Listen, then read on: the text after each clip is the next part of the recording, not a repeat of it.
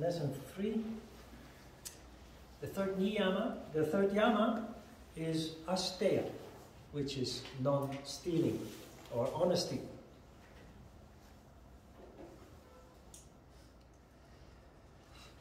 If you go to the supermarket and you take some product from the shelves and you walk out of the shop without paying for it, that is obviously a form of theft. Most of us will not commit such kinds of theft because we know it's not right. We know that there are repercussions. You might be arrested. And we want to avoid the repercussions that come with it.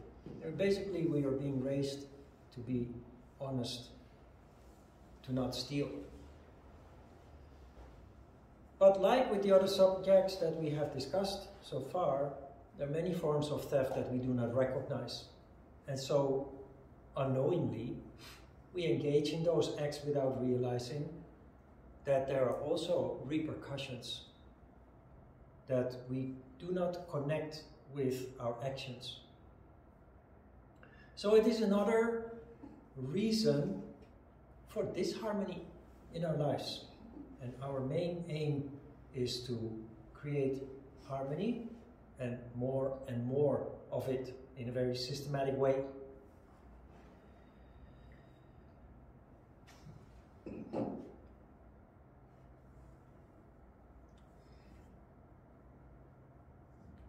When I was in my late teens, we were playing basketball. We had a coach, a big guy, a judo sportsman, professional judoka, who dedicated some of his time to do sports, to keep unruly youth off the street with activities. So we were playing basketball, and at some point, when we were a bit tired, he told us to sit down, and he told us to straighten one leg and bend the other one and grab the foot. And of course, what we did was this. And he said, no, stop moving. Just hold your foot, stay in the pose, and don't move anymore. Just close your eyes, breathe deep, don't move. And so we did a number of these stretches, asana of course, which we didn't know at that time. And it felt so good. At one point, one of the guys said, "Hey coach, what the hell is this?" Because he felt it too. And the coach said, "This is yoga, my friend." And I had been interested in yoga before. I had read some books that our family inherited from an uncle, a chest of books, and one of those books I particularly became drawn to was a book about yoga when I was about 16 or so.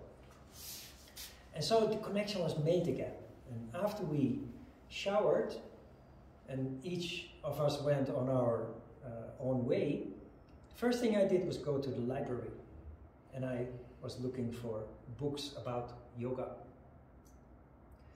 I found a book called Teach Yourself Yoga, and I immediately that evening started practicing yoga and have never stopped ever since. That book changed my life. Learning about Asteya, I realized that libraries are in fact condoning institutionalized theft. Because I write a book, and that book is out on the market, and every book that is sold, I will receive €1, €1, $1 in intellectual property rights. That's my income. When a book ends up in a library, that's one book that's being read by 20 people per year. And every time people read my book, I don't receive my dues, intellectual property rights. So technically, it's a form of theft. But it made me realize that although on the surface there are some forms of theft, it's not always that simple. Considering that this book totally changed my life and maybe even prevented self-destruction, as what happened with two of my other brothers. As an author of that book, you have many things to be proud of. And there's a lot more value in a life being transformed as a result of your work than receiving $1 in intellectual property rights.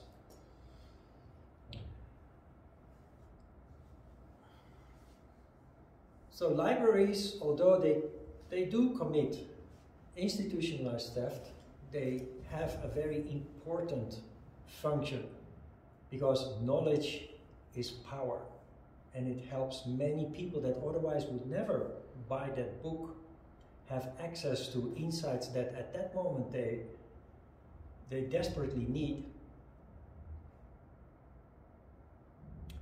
There is another issue also in the same line of copyright. Throughout the past couple of decades, you have change seen taking place. Huge change have seen taking place. In the past, there were already copyright issues with people on a small scale copying a cassette tape, or buying a CD, making 10 tapes and handing them out to your friends with the music that they bought. But generally, musicians made quite a lot of money, popular musicians of course, made quite a lot of money with the sales of their music. First the LPs, the singles, the vinyl records. I was born in a time of vinyl records and cassette tapes. Then came the CDs, and now music is digital. YouTube. You don't pay anything for the artist's music. And I have observed throughout the past 20 years or so some interesting phenomena where, well, for one thing, in the past to go to a concert was not that expensive. Now, a seat at a concert of a famous artist costs you a couple of $100s. But another thing that I noticed is that the sharing of music without receiving the proper intellectual rights, the money that you earn with the sales of your work, it's unavoidable with the internet and the social media as we know them. And what I've observed is that some artists that we admire fall off their pedestal when they show their greed. They become upset, it comes out in the news how they were cursing and complaining about how their music is being abused, while disregarding the positive developments that have come at the same time. It's a little bit like with the library. People may become familiar with your work through the library and then go to the bookstore to look what other works are available. People may become familiar with your work on YouTube as a musician and become a fan. They subscribe to your channel, and when you have a number of members to your channel, you start earning money from YouTube. And the more members you have, the more subscribers you have, the more you start making. And not only that, you have seen the phenomenon of Gangnam Style. What's his name again? Psy. Gangnam Style broke all the records on YouTube and was viewed, still is viewed billions of times. Not millions, but billions of times. In a very short time, that song just skyrocketed. Psy never complained. If he would have been able to sell his song like 6 billion times, he would have been astronomically rich. But he never complained that everybody was watching his music for free. But another phenomenon has come with all these changes. Because of his fame, he appeared on all the billboards, and all the products in Korea were sold with a picture of Psy on the box or the bottle or on the bus or the subway train or the billboards. He was promoting many food and drink products and being paid very handsomely for that, very generously for that. So, although his music technically is being stolen, he's being rewarded in another way. And that's just how it works. But the moment, as an artist, when you show your greed to the people that have adored and admired you for years, based on idealism, you fall off your pedestal, you basically harm yourself and your earning potential by showing your true colors. So there is a nuance here. Let's have a look at other forms of theft.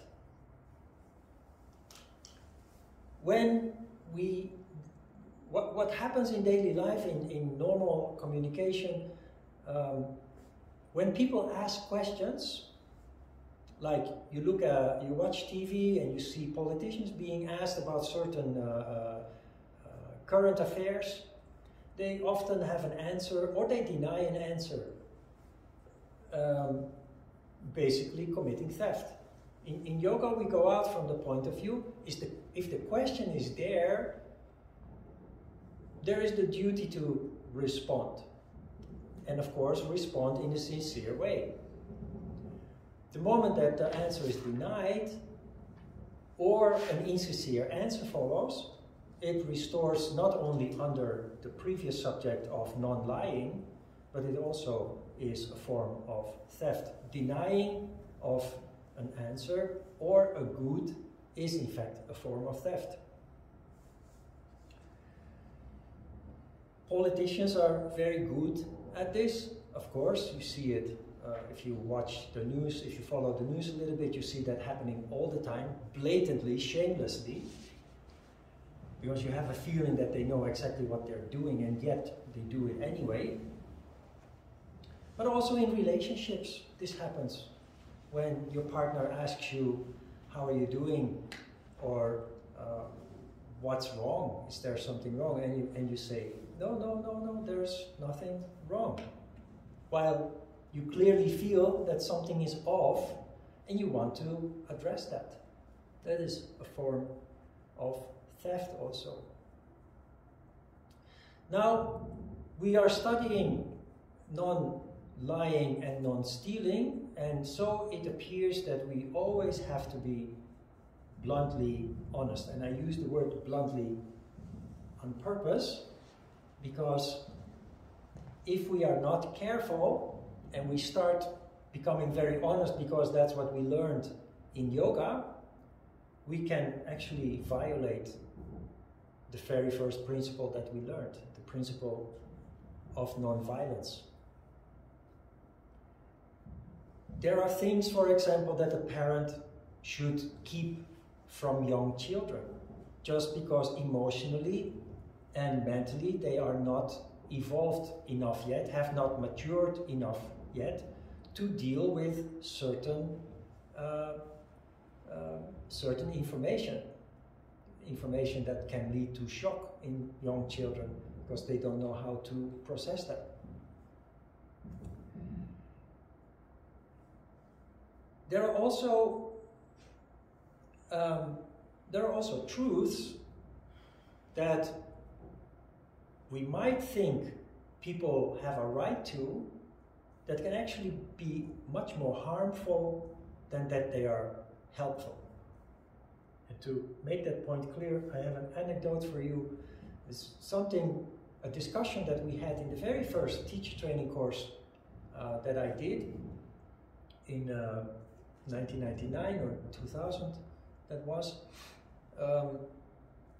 We discussed these issues, and at some point, one of our students, I very vividly remember how that conversation went, and the student was rather indignified. He was actually a little bit angry. And he said, now that we are talking about this, how do you think? Ron, how do you think?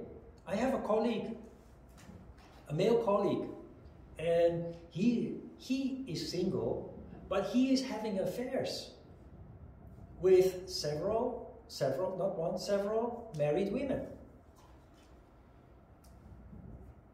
Based on what we are learning today, I feel that I have a duty to inform these women's families.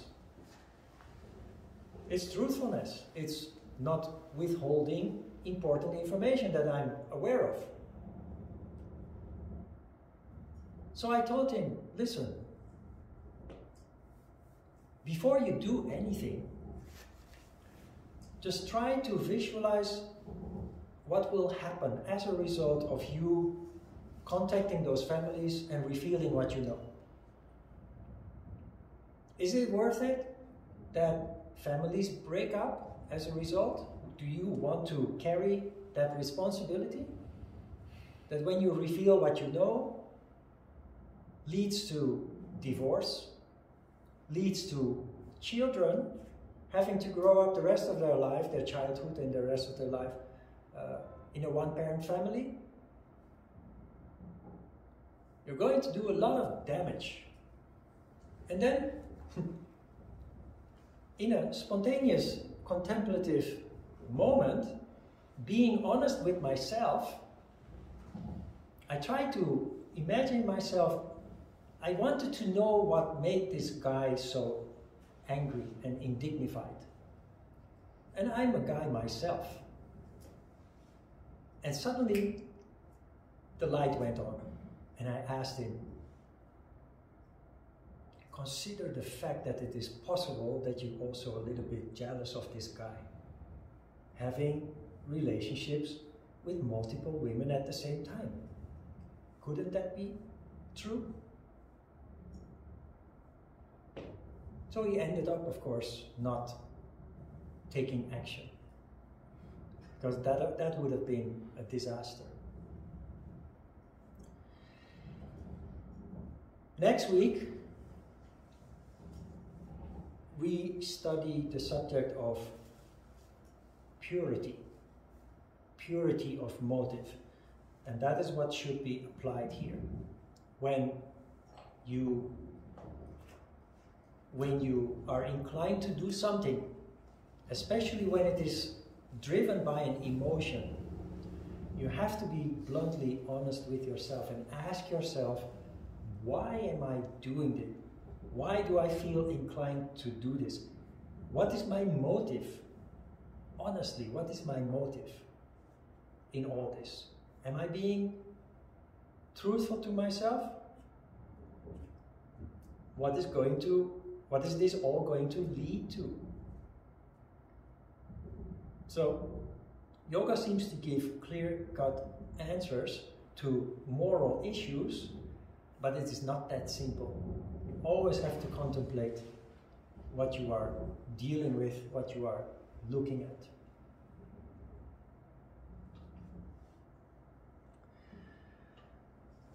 There's another form of theft that we often overlook, and that is demanding too much from ourselves or from other people. And this you can apply in your yoga practice when you do an asana. No, you buy a book. You go to the bookshop or the library and you get a book about yoga. And modern yoga books are all with lots of pictures. And very often those books are written by people who originally were not yogis. They became yogi by default. Why? Because they were gymnasts or ballerina. They were very good with their body, very strong, very flexible. And yoga became popular, so they jump on the bandwagon. They learn a little bit of yoga here and there. Because they visually are so good, they write a book with lots of pictures, with pretzel poses and what have you. You buy that book, and having no experience at all, and no background in ballet or gymnastics or any other form of exercise, you start practicing yoga, and you try to copy, you try to emulate what you see in the photos of these professionals. And of course, you end up hurting yourself, and you end up getting frustrated. Because without knowing it, you commit violence to yourself, you are also lying to yourself, and you're stealing from yourself, all in one time. Use the book as a guideline, but be honest with yourself. And do not expect, or even worse, demand from yourself to be able to do these pretzel poses that somebody with 20 years of physical development can do, and you just, in your first day or week or month or year even, it's just not realistic to expect from yourself to be able to do something like that. So always follow your feeling. If it doesn't feel good, be honest, evaluate, reevaluate, and do what you can. Don't give up. Do what you can within your limits. Without violence, without lying, without stealing from yourself. Stealing from yourself is demanding something unreasonable from yourself, unrealistic from yourself. Now we do this with our children and our pets too. We want our pets to jump through hoops, to sit pretty, to give paws, and people outside in the park, they want your dog to give paws and what have you. And if they don't, we punish them. Children are often being, most parents of course are sensible, but there are parents who project their ambition upon their child or upon their children. And they force their children to do things that they are not interested in the first place, but then being forced to engage in it, they will then deeply hate the activity. The playing of an instrument, or you know, the Korean education system is very intense. So outside of normal school hours, children then have to go to another school, and sometimes even to another school after that. Children are flexible, but a lot of damage can be done to them when being forced to do things, when they're not even being allowed to be child, to play a lot. I had in the yoga studio I think I told you I had a yoga studio in one of the biggest gyms in Korea from 2008 to 2016. And at some point a father came with his daughter, a lanky, tall girl, but only 12 years old. And he told me that his daughter was going to attend my yoga class. I was teaching every day, every morning, 7 to 8. So before school, he kind of dictated her to attend my yoga class. First yoga class with her, he came together with her, he did the class together with her. After that, she had to come to my class every day on her own. And I immediately felt that there was something wrong there, because she was, you could immediately feel that she didn't want to be there, so she was just standing there. And then we did a forward bend and she was like, and then we did a triangle pose and she was like, and I'm not exaggerating. So after class I talked to her, even during the class when people were lying in savasana or so, I would just sit next to her and just ask her if there's something I can do for her, if she wants to do something else, or, and you know, children find it difficult to express really what they think, what they feel. So I had to figure it out myself. But then at some point she told me that her father is a physical education teacher. And she was the oldest child, and her father wanted her to become a professional ski, what do you call it? A ski professional, and using the word kukadepyo. Kukadepyo is national representative, meaning he wanted his daughter to become an Olympic ski star. I then immediately knew that that was never going to happen, because she really hated everything that her father wanted her to do. And the story became very interesting because one day she came with her sister, several years younger than her. And they were totally opposite from each other. Now it appeared that the father was sad because he wanted to have a son. But he had 2 daughters. So his ambitions to have a son who would then become a professional sports star of any kind, he projected onto his daughter. It was meant to be a son, but it became a daughter. So very sad. Not only that, when she came with her younger sister was totally the opposite. It was bouncing around, a big ball of energy, laughing and giggling and pranking her older sister. And at some point we did an upward bow pose. And she was so good that I told her to lift one leg while in the bow pose. So she did, very proudly, and then she switched legs and she lifted the other leg. That went so well that I told her to raise one hand. And she said, no, no, no, I can't do that.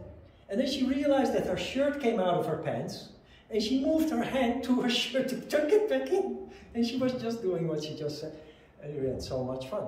But so totally up. Why? Because she was free to be who she wanted to be.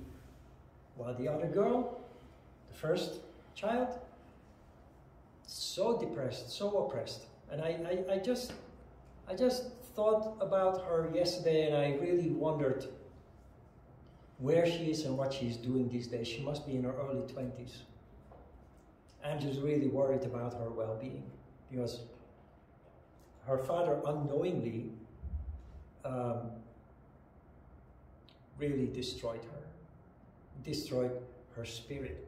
The wonderful thing was also, after the class finished at 8, I would just organize, do some administrative work and leave after 10 minutes or so. She would go to the locker room and change clothes, and I would meet her in the street.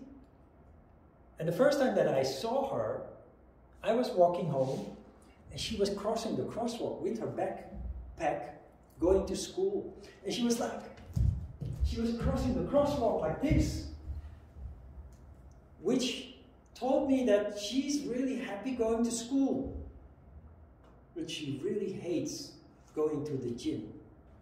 Really hates doing what her dad wants her to do. I tell you this anecdote because this is very extreme, and I'm not exaggerating anything in this story. It's an extreme form of theft. that we, although we think we have good intention, that we can commit on the people that we love the most. Out of ignorance, of course.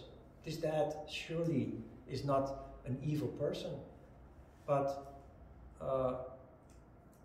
just not realizing how harmful his ambitions were on his daughter. Theft, form of theft.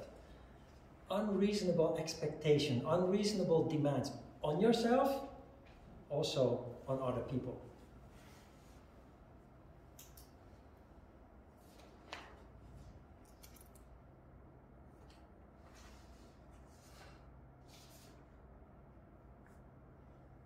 People who are completely honest become rich in a natural way.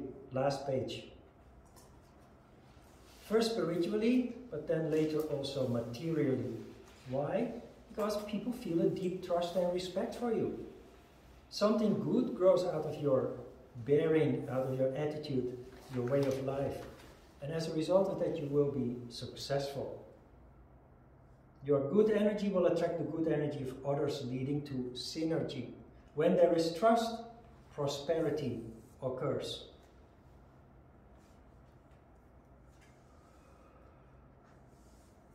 In the long term, what will happen if you become more and more purified as a result of your yoga practice, putting into practice or integrating into your daily life the principles that we learn here, is that you become more and more attracted to things that you're really passionate about, that you're really enthusiastic about.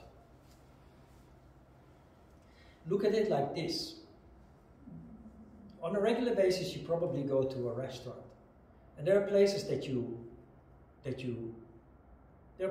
like. You have a favorite restaurant. There are places where you never go back. If you look at it, there are clear reasons for this. Many people start a restaurant for the sole purpose of earning money, earning a living. They have no passion for food, and they don't have a passion for making people happy. But they think starting a restaurant is an easy way to make money.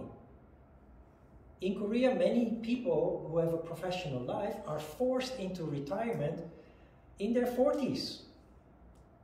With a package, of course. So they have a couple of 100 million won when they leave the company, but they're not allowed to continue working in their career.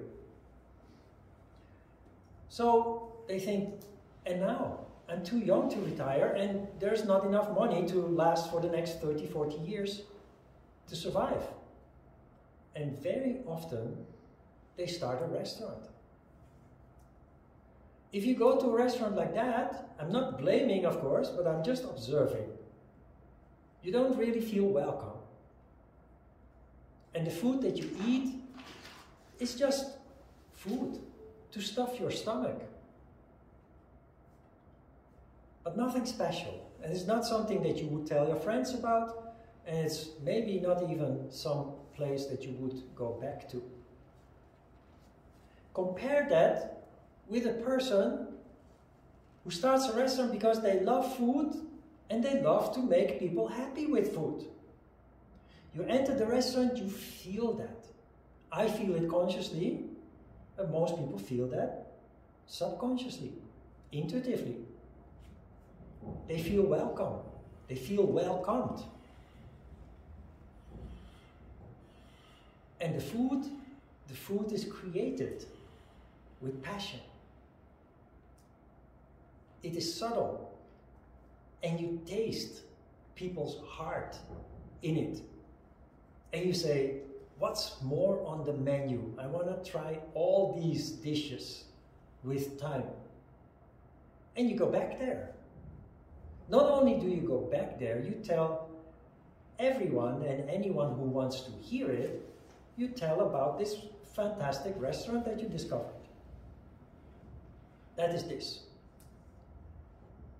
It's the Yamas in practice. Follow your heart. That is not easy, but it is It is honest.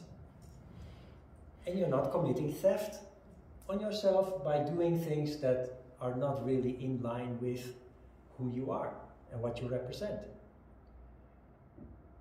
The easy way is, the shortcut always is to commit violence, to lie, to steal. In the short term, that's always the quickest solution. That is why we struggle with these principles. Because on the short term, that seems to be the logical thing to do. In the long term, however, it always leads to negative repercussions. And it is not constructive. If, however, you're true to yourself, true to your heart, you more and more try to follow in life what you're really passionate about. And that is when life is not so easy anymore, but very fulfilling. It is this principle that I'm trying to picture here that is behind the poem, The Road Not Taken. Most Korean students in school learn about this poem. I learned about this poem in Korea because of that. The Road Not Taken. You know what this is about, the road not taken? There is a road that ends up in the fork. There is a fork in the road where you can go left or right. 95% of the people go to the right. And only 5% of the people go to the left. 95% of the people going right is the masses of the people, the majority of the people who make their choices based on their lower emotions and desires. They want to be comfortable and stable and steady and have no surprises and no challenges and just want to be comfortable. And nothing wrong with that. Nothing, if that works for them, fine. But it tells us a little bit how human beings function. 5% chooses to take the other road. Why only 5%? It's usually people that are generally spiritually inclined. They are more in touch with their self, with their heart's content. They're more inclined to be truthful and honest with themselves. But the reason why 95% doesn't want to go that route is because that route is full of obstacles and challenges. And those 95% of the people just want to avoid any obstacles and challenges. Those 5% that chooses consciously to face the obstacles and challenges, they do that because they know that that is leading to where they want to be in life, that that is where they will find fulfillment, that that is where they find growth and development. It's the way of the yogi, it's the way of the spiritual person, it's the way of the person that is above average conscious and aware. But the road not taken clearly is not for everybody. For the 95% of people that want to be on the road of comfort without or with as little as possible obstacles and challenges, it works perfectly for them. But it's those people that I look back to 25 years that in age have gotten older but have not moved on. Or have moved on only very marginally with all that time passing. It's human. But when you are more conscious, more sensitive than the average person that chooses that path, it is almost inevitable that you end up on that road not taken. And although not easy, it's very fulfilling, very gratifying. That is where you feel alive. I have tried, just out of desperation, out of ignorance also. I have tried to switch paths. trying to be comfortable and do like other people do. In my mid-20s, around 25, 26, I started losing hair because of that. I started getting bald because of that. My spirit died. Once you have touched the spirit, had a taste of spirit, which is where your enthusiasm lies, which is, you know, inspiration, the word inspiration comes from inspiritus, in the spirit. Inspiration is in the crown chakra, enthusiasm is in the crown chakra. Once you have tasted that, you feel like you're dying when you try to have a normal job and go through the daily grind that most people are very capable of going through. It's also why I didn't hesitate to leave everything behind, jump on a plane with a suitcase and a little bit of money in my pocket and go to Korea. I didn't have a contract lying here and a studio or an apartment prepared for me. I started from scratch, from nothing. That was my road not taken. Once you're on that path, you can't go back anymore. And you try, because you're only human. But every time you try, you feel like you're dying. You recognize that? This is how it works. There's only one way, and that's forward. Can't go back anymore. Once the lid is open, can't close the lid anymore. Even if you stop practicing yoga, that development cannot be reversed anymore.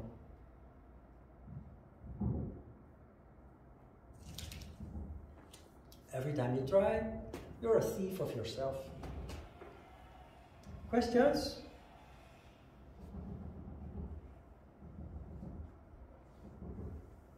We will talk about this, I think, frequently throughout this course, about following your heart, what that means. Also, very importantly, how do you do that? Because for most people, if the concept is new, you have no idea what it entails to follow your heart. So we will talk about it multiple times. Okay, let's have a short break. Before we start with asana.